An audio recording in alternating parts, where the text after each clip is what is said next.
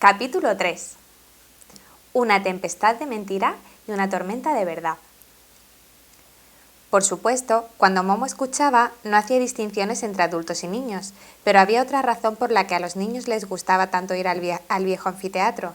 Desde que Momo estaba allí, jugaban mejor que nunca antes. Ya no existían momentos de aburrimiento, y esto no se debía a que Momo les hiciera buenas sugerencias. No, Momo tan solo estaba allí presente y participaba en sus juegos, y justo por eso, no se sabe cómo, a los propios niños se les ocurrían las mejores ideas. Todos los días inventaban nuevos juegos, a cuál más bonito.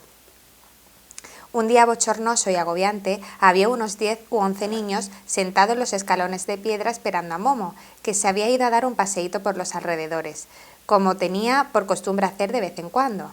El cielo estaba cubierto de negros nubarrones. Probablemente pronto estallaría una tormenta. «Mejor me voy a casa», dijo una muchacha que iba con su hermanito pequeño. «Los rayos y los truenos me dan miedo». «¿Y en casa?», le preguntó un chico que llevaba gafas. «¿Es que en tu casa no te da miedo?». «Sí, también», contestó la muchacha.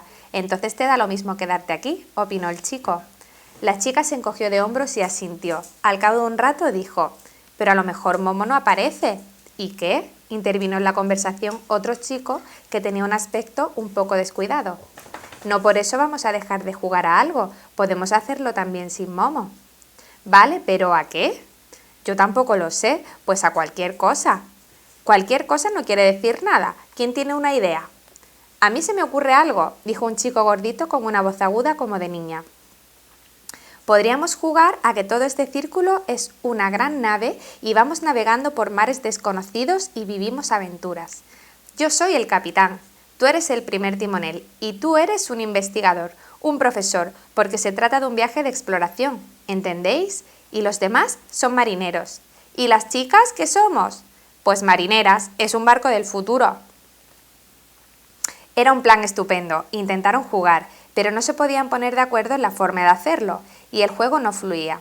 Al cabo de un rato todos estaban sentados de nuevo en los escalones de piedra esperando, y entonces llegó Momo.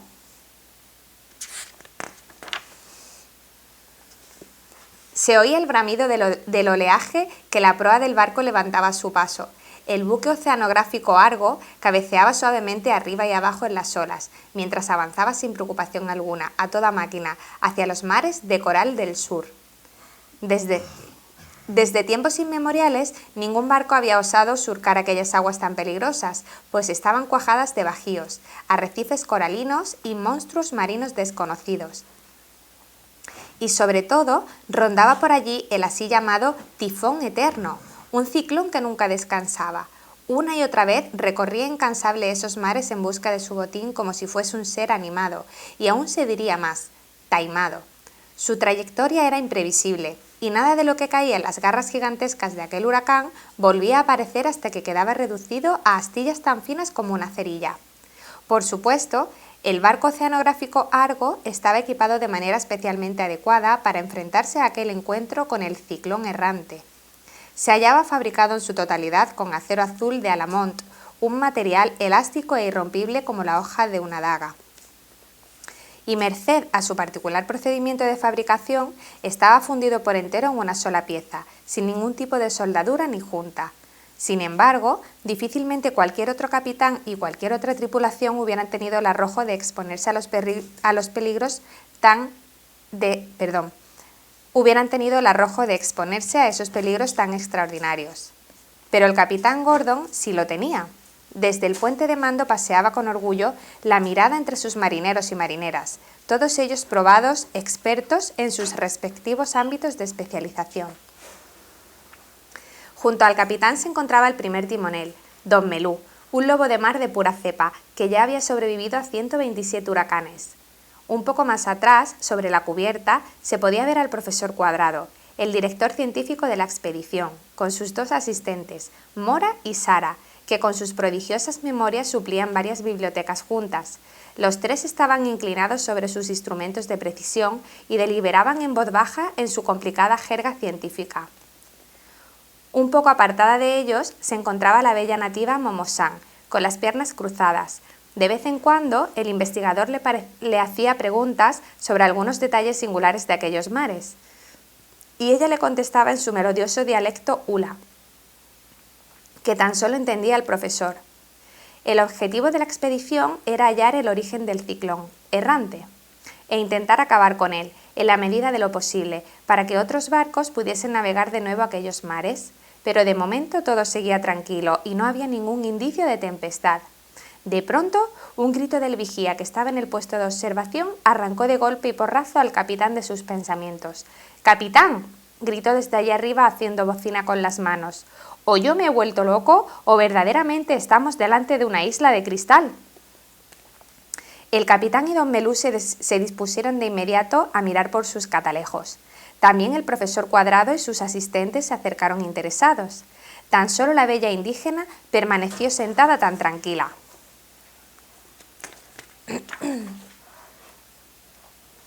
Las enigmáticas costumbres de su pueblo le prohibían demostrar curiosidad. Enseguida arribaron a la isla de cristal. El profesor comenzó a desembarcar por la escala de cuerda que colgaba de la borda y posó los pies sobre la superficie transparente. Era extraordinariamente resbaladiza y el profesor Cuadrado tenía serias dificultades para mantenerse en pie. La isla era redonda y tenía un diámetro de unos 20 metros, más o menos en el centro.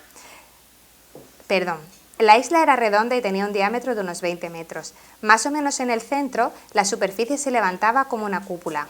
Una vez que el profesor hubo alcanzado el punto más alto, pudo apreciar con total nitidez una luz titilante en lo más profundo de aquella isla. Comunicó sus observaciones a los demás, que le esperaban ansiosos, apoyados en la barandilla del barco. Por lo que dice, opinó Mora, la asistente, debe de tratarse de un Ogromunfo bistrocinalis. Es posible, replicó Sara, la otra asistente, pero también podría tratarse de un tragocio alfombrífero. El profesor Cuadrado se enderezó, se ajustó bien las gafas y gritó dirigiéndose a los que estaban ahí arriba. En mi opinión, se trata de una variedad del Calcetinus rechinantis, pero no podremos saberlo hasta que lo hayamos estudiado desde ahí abajo.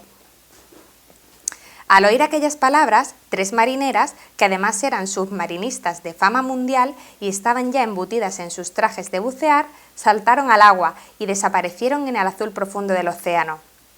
Durante un buen rato tan solo fue posible apreciar algunas burbujas en la superficie marina, pero de repente emergió una de las muchachas, que se llamaba Sandra, y gritó con voz entrecortada: «¡Se trata de una medusa gigante!». Las otras 2 submarinistas están atrapadas entre sus tentáculos y no pueden liberarse de ellos. Tenemos que ayudarlas antes de que sea demasiado tarde. Y dicho esto, se sumergió de nuevo. Inmediatamente se arrojaron al agua 100 hombres rana a las órdenes de Blanco, alias el Delfín, su experimentado capitán. Una lucha denodada se desencadenó bajo el agua y la superficie quedó cubierta de espuma.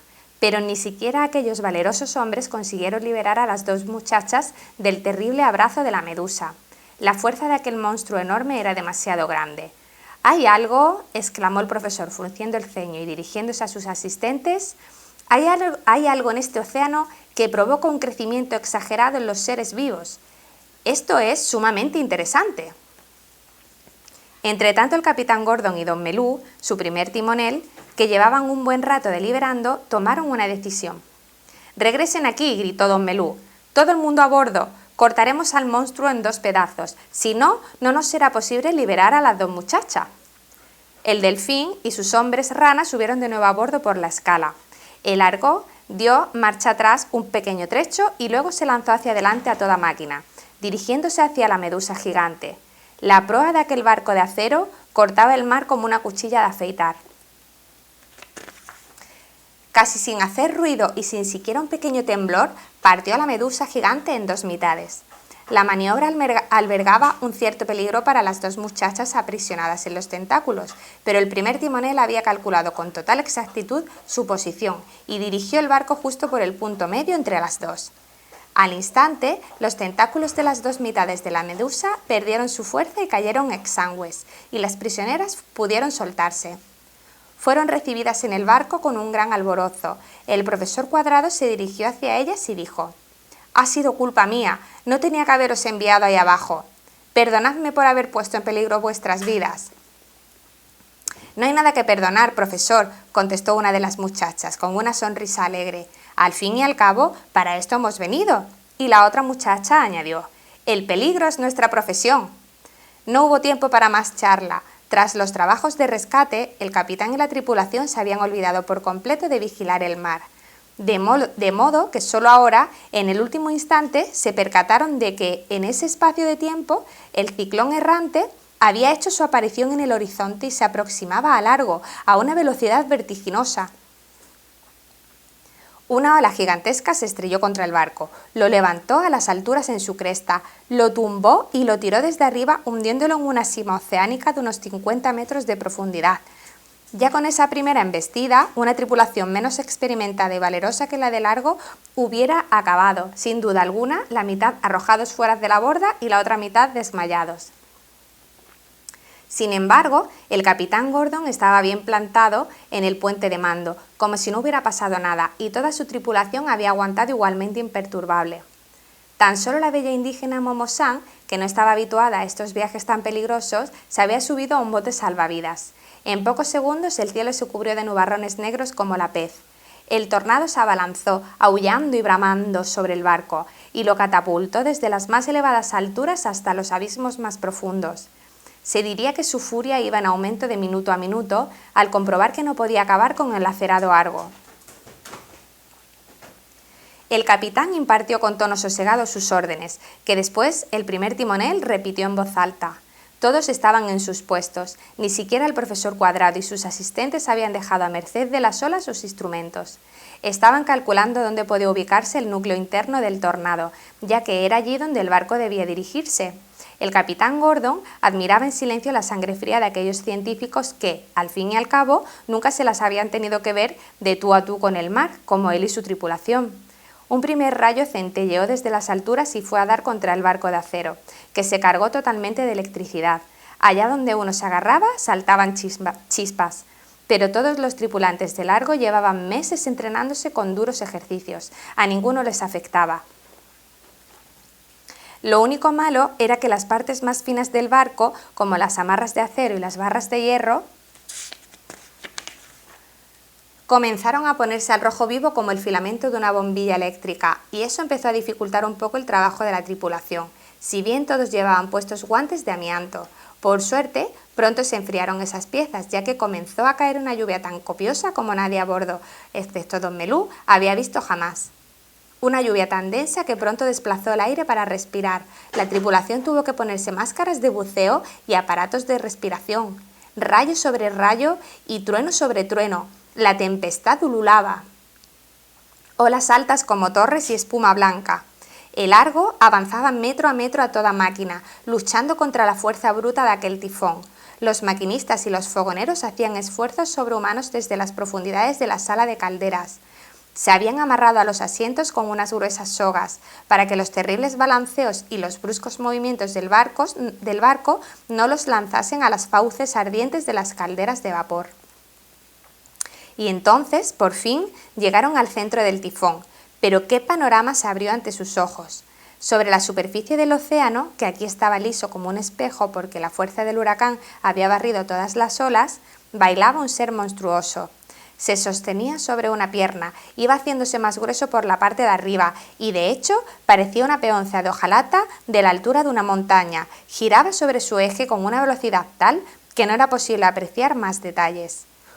«¡Un Sunsum gomalasticum!», exclamó el profesor con entusiasmo mientras se colocaba de nuevo las gafas, que se le habían resbalado de la nariz a causa de la abundante lluvia.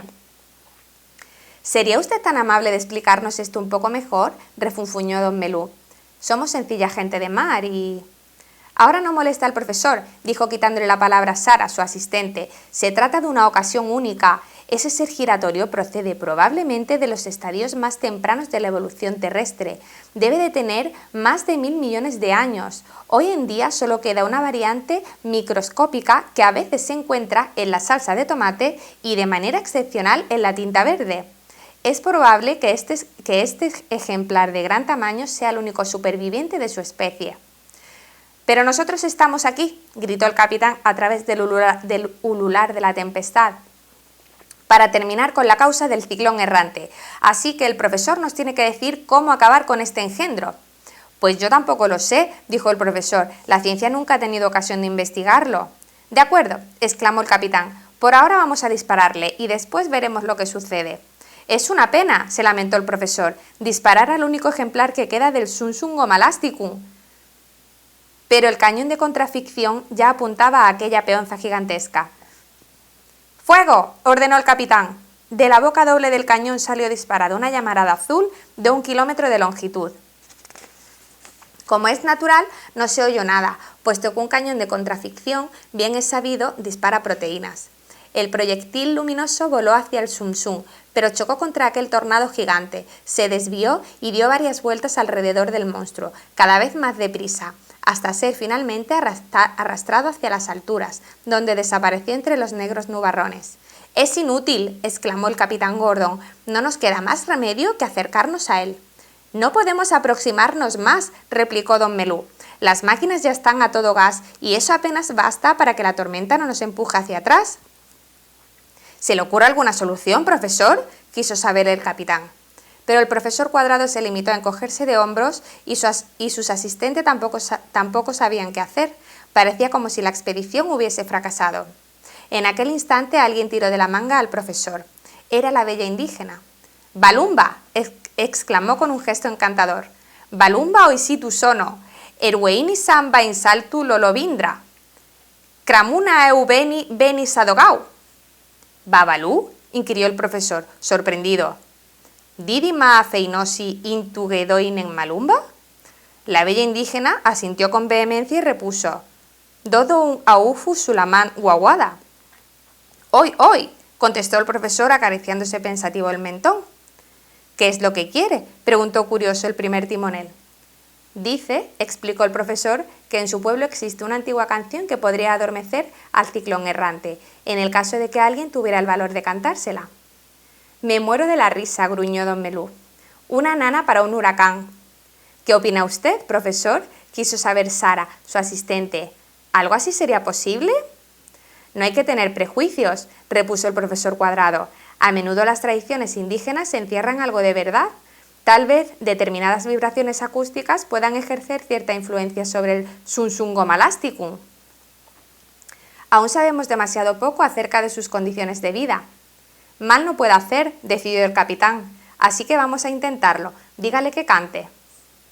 El profesor se volvió hacia la hermosa indígena y le dijo: «Malumba didio y safal una guaguadú».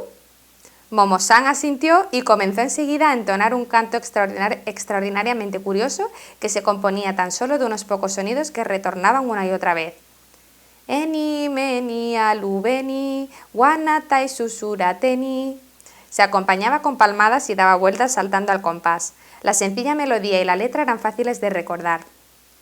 Los demás fueron entonando poco a poco el canto y pronto toda la tripulación daba palmadas y vueltas mientras saltaba rítmicamente. Resultaba sorprendente ver cómo el viejo lobo de mar, don Melú, y al final aun el mismo profesor acabaron cantando y dando palmas como si fueran niños en un parque infantil. Y en verdad sucedió lo que ninguno de ellos había creído. La peonza gigantesca se puso a girar cada vez más despacio, para terminar quedándose quieta, y comenzó a hundirse. Las masas de agua se abalanzaron con un gran bramido sobre ella. La tempestad cesó de improviso. La lluvia también. El cielo se despejó y volvió a ser azul. Y las olas del mar amainaron. El Argo se mecía tranquilamente sobre la superficie brillante y lisa de las aguas como si allí no hubiera sucedido nada y no hubieran reinado más que el silencio y la más absoluta calma. «Amigos», dijo el capitán, mirando a todos de uno en uno con expresión de reconocimiento, «¡lo hemos conseguido!». Nunca hablaba mucho, eso lo sabían todos, por eso esta vez apreciaron más que añadiese «estoy orgulloso de vosotros». «Creo», dijo la niña que había llevado a su hermanito, «que ha llovido de verdad. Yo, por lo menos, estoy empapada». De hecho, mientras jugaban había descargado una buena tormenta, y la chica del hermanito pequeño estaba asombrada de que se le hubiese olvidado totalmente el miedo que le producían los rayos y los truenos mientras estaba en el barco de acero. Estuvieron charlando aún durante algún rato sobre la aventura y se contaron unos a otros algunos detalles que cada uno había vivido por su cuenta. Después se separaron para volver a casa y secarse. Solo había uno que no estaba tan contento con el desenlace del juego, el chico de gafas. Al despedirse le dijo a Momo: «No deja de ser una lástima que hayamos hundido al Sunsungoma elasticum, el último ejemplar de su especie. A mí realmente me hubiera gustado estudiarlo con más detenimiento». Pero todos estaban de acuerdo, antes como ahora, en un punto. En ningún otro lugar se podía jugar como junto a Momo. Fin del capítulo.